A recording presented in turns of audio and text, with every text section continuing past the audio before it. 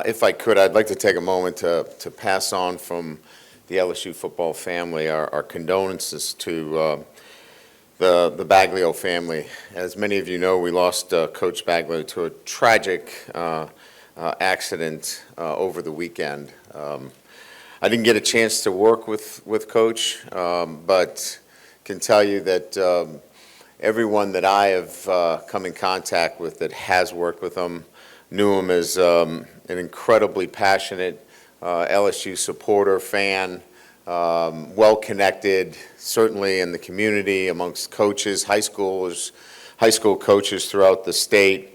They all are certainly affected by his loss. Our hearts go out to his family, and we lost a great one. So I just wanted to pass that on from the LSU football family.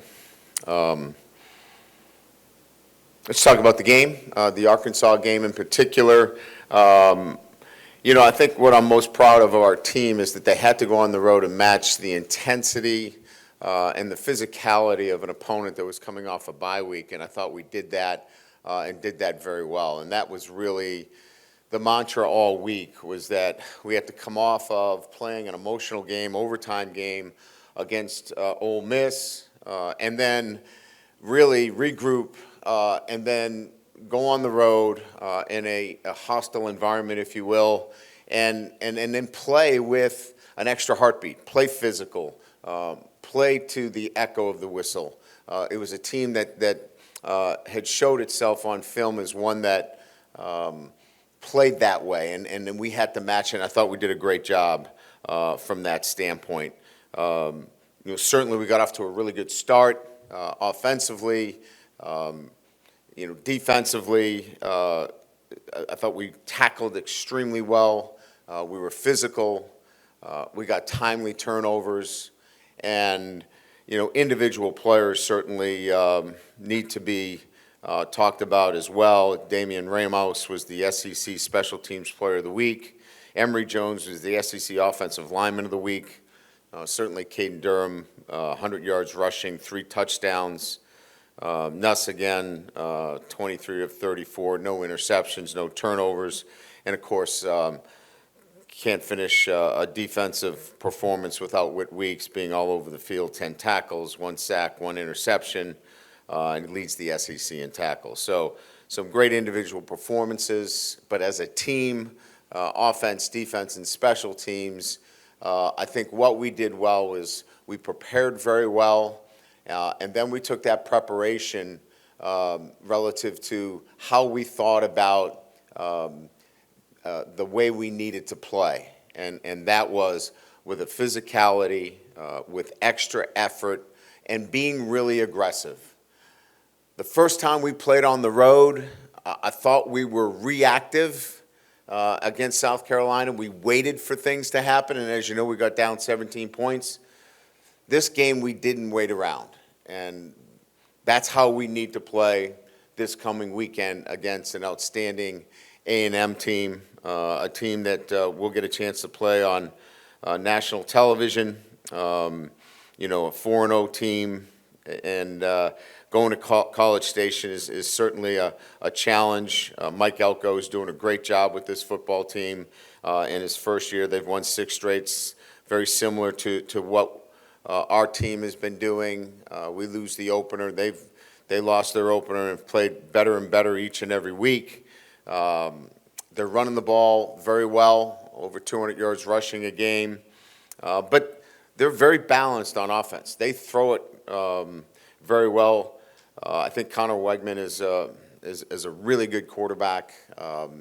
He is deceptive in terms of his speed, and he's got very good weapons. Moss at the running back position, obviously from Walker, Louisiana, leads the SEC in rushing per game at 96 yards. And then he's got a bevy of receivers led by Thomas, who's a 6'6" wide receiver. I think he's got a very good offensive line.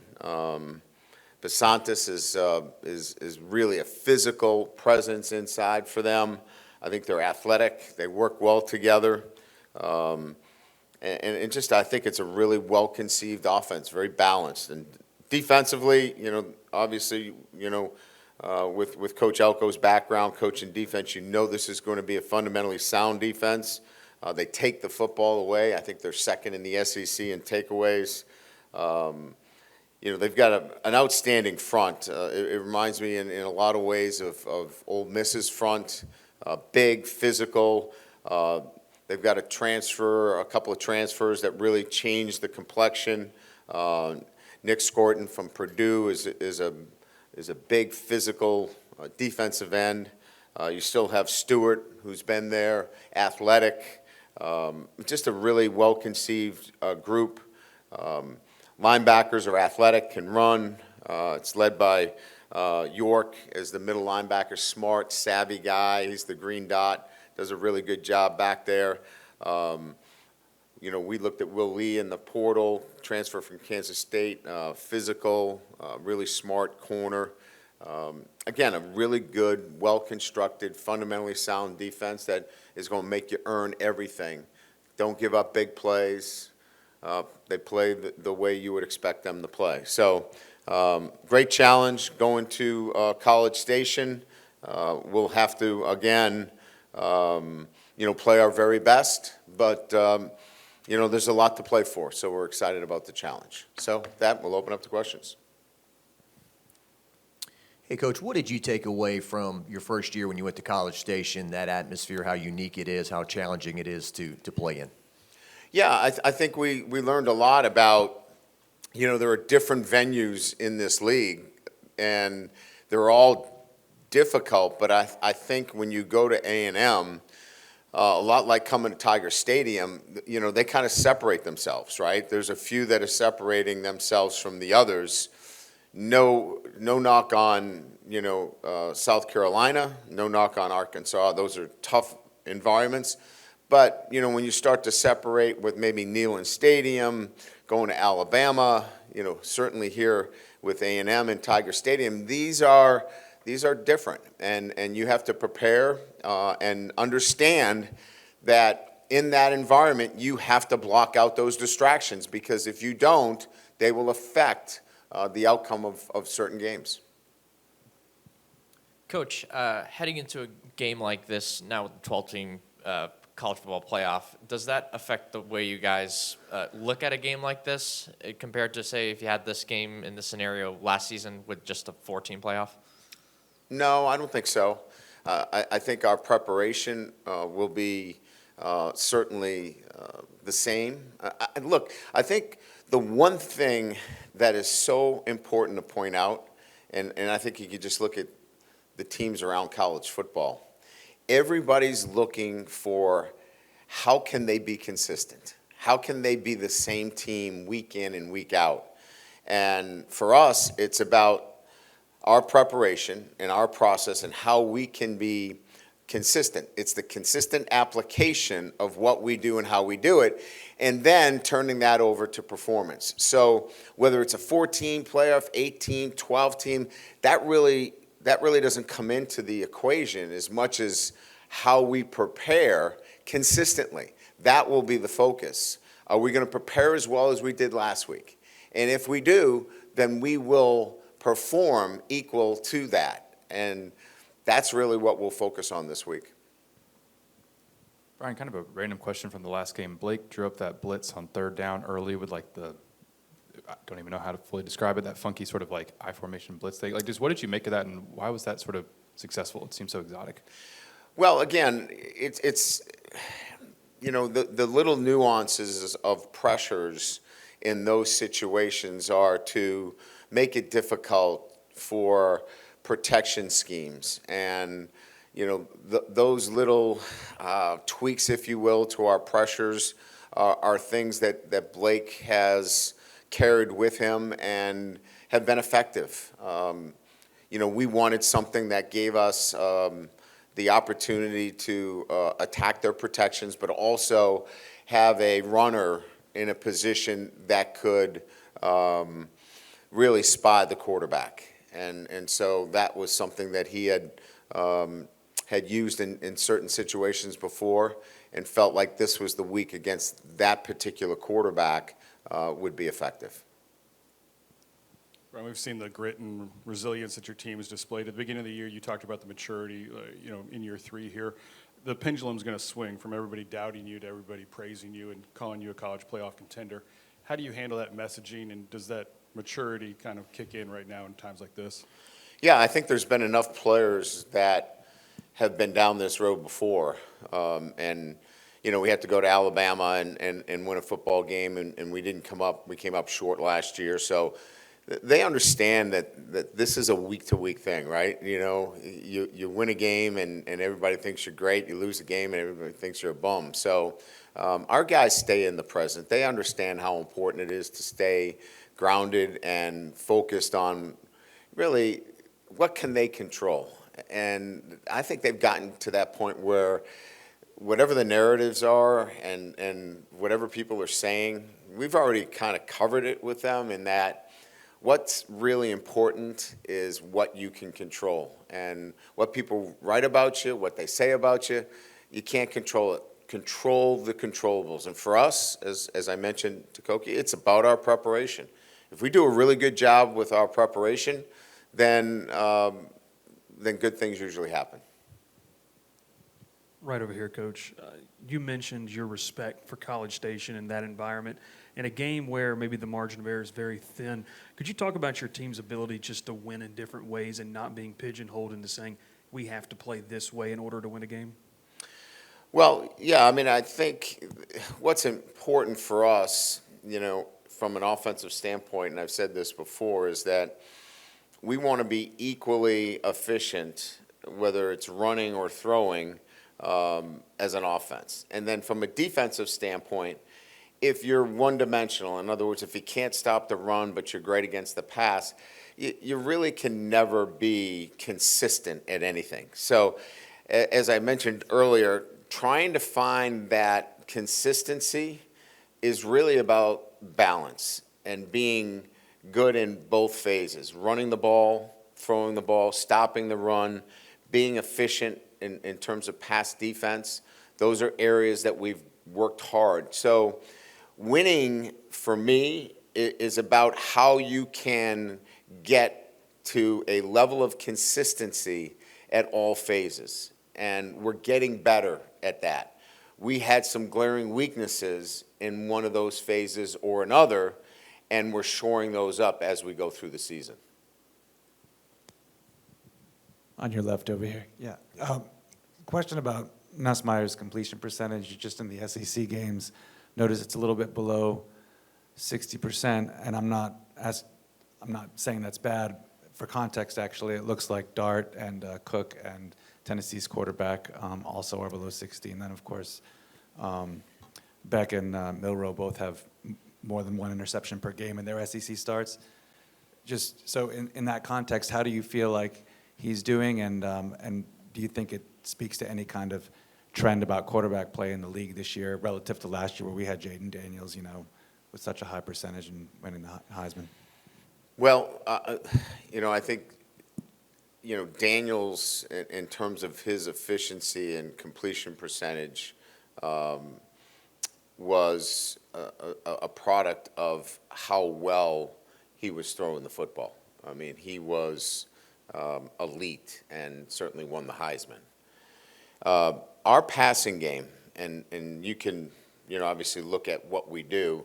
We're not a team that takes some of the bubble screens and the quick entry pass throws as part of what we do on a consistent basis. I've had some offensive structures that, we would throw at 70% because we were throwing, easy throws out on the perimeter. We don't have a lot of those. We'll have some free access throws on the perimeter, which we had the other night, but we're through passing game progression, which is some more complex throws. So our percentage is going to be a little bit lower. We're not going to be in the 70 to 75 percentile. We're going to be probably in the 60s. So it's really what our choice is relative to the kind of passing game that we're running with Garrett. We were talking with Witt weeks after the game, and he just heaped a ton of praise on Blake Baker and kind of his development of the linebacker room in really just one off season. Can you speak to just his ability to relate to those players in that room? And because I mean, whether it's Penn or Weeks, and we saw Devon Keys get in there and make some plays. Just talk about maybe the evolution of that linebacker room this year. Yeah, I mean, Xavier Atkin obviously playing well for us, and that's, I think we had in total, I think we played 11 true freshmen on the road, and in some instances that's, scary, and when you look at it, that's exciting, when you're winning on the road like that. I think as it relates to Blake and the linebacker room, clearly there's a connection there through belief, trust, and, the ability to, build relationships with the players that kind of fosters that, right? And relationships require time, and Blake puts in the time with them. He's around the building all the time. He's, during the summer, he's around here. I mean, he takes the time to be around the players, and that's the only way you can build relationships with them. You can't just show up on Saturday and go, hey, I'd like you to do these things for me. So I think it's the time that he puts in, and because of that, he has built really good relationships, and a lot of it on trust.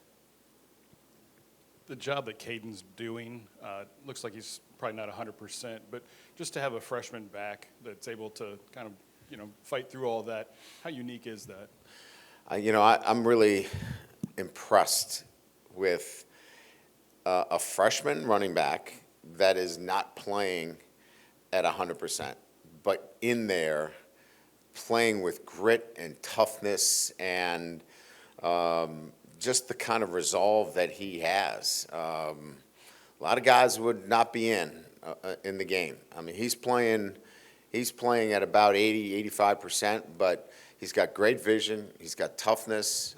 Keeps his legs moving. And, again, injuries are hard to deal with at any position, but when you're a running back and you've got an injury and you're still fighting through it, I think it says a lot about the young man, and really proud of him. Just sort of build off that question, was there an aspect to the timing of the running game that you thought was a place where you guys can build on in future weeks? Do you think the timing improved at all in terms of the running backs, the offensive line, all that stuff? Well, I think maybe I did, or maybe I didn't. I felt like what was better was the cohesiveness of the tight ends, the wide receivers, the quarterback getting us in the right plays, backs seeing it better. There was a cohesiveness.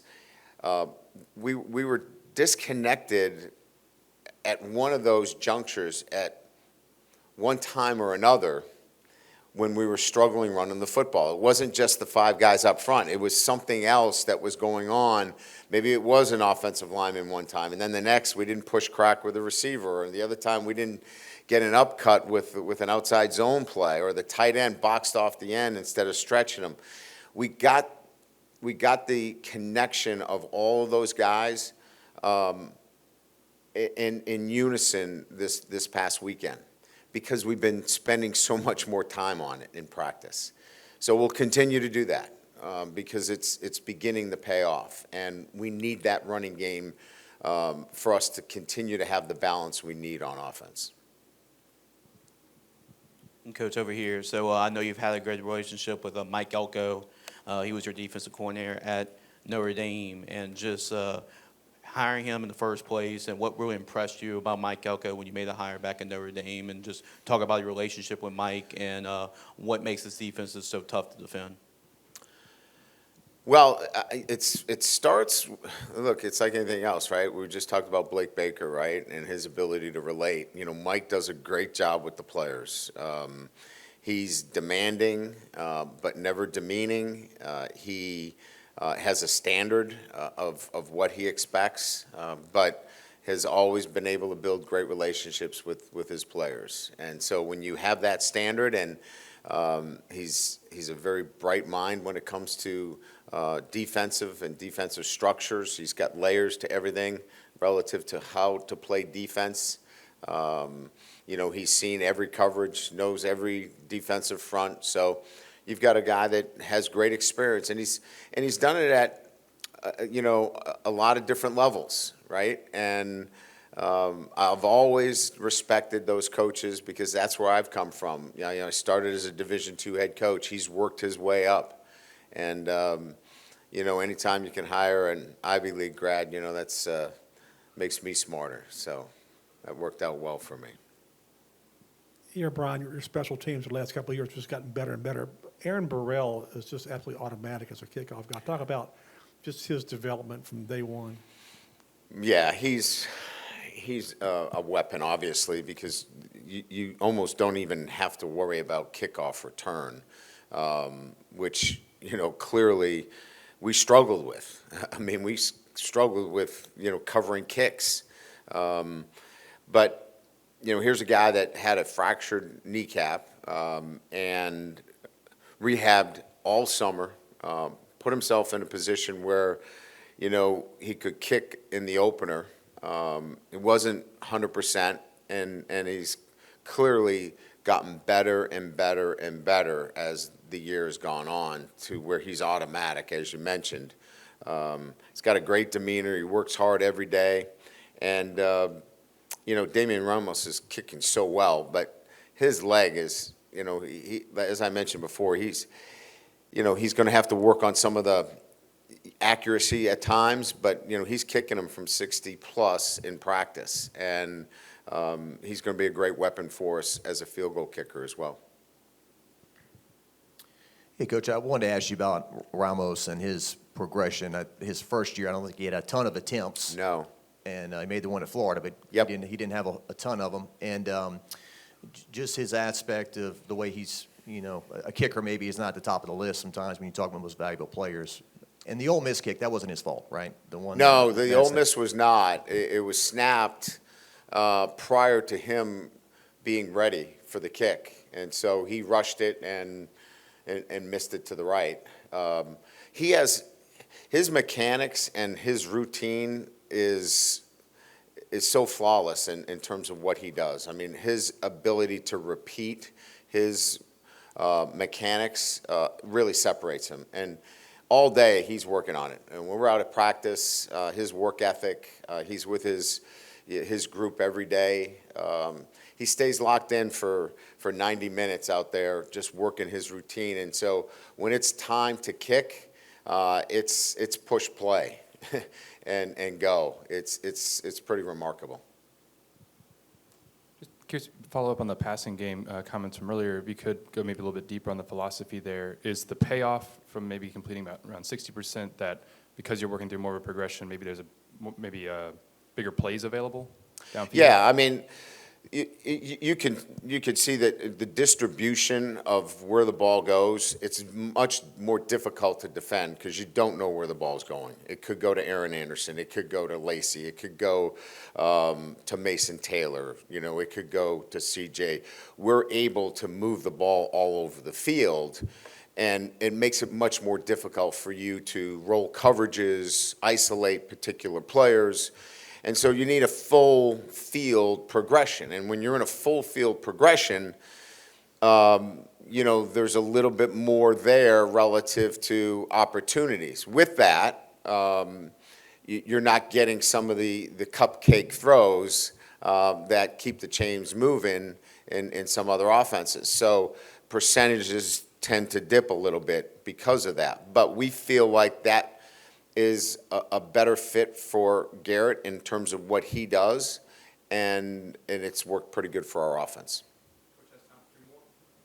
Those cupcake throws that you just brought up, I just think about third down and, your ability to really convert those, especially with the receivers. Is that something that you kind of feel like you can utilize some of those, whole field looks early in downs and then kind of have something? You need spacing routes. You need routes that allow you the opportunity to, focus on particular players when you're trying to move the chains, certainly. You saw late in the game where, we cracked a defender to get the ball to Mason Taylor, to pick up a first down late in the game.